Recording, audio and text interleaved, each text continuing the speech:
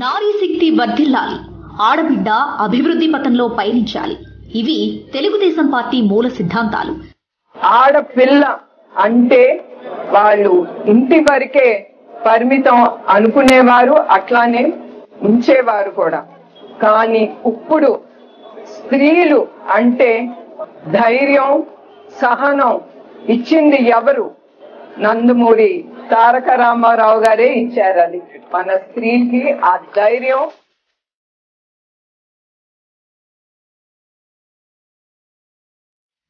ఆవిర్భావం నుంచి మహిళా సాధికారతే ధ్యేయంగా, స్త్రీ సంక్షేమమే లక్ష్యంగా మహిళా లోకానికి తెలుగుదేశం రాజబాటలు పరుస్తూనే ఉంది.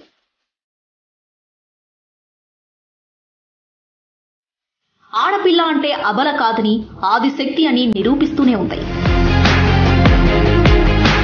నాడు ఎన్టీఆర్, నేడు చంద్రబాబు ప్రతి అంశంలోనూ మహిళా అభివృద్ధికి రాజబాటలు వేశారు. వారి స్ఫూర్తితో నేడు భువనమ్మ కూడా మహిళలను మేల్కొల్పే కార్యక్రమానికి శ్రీకారం చుట్టారు.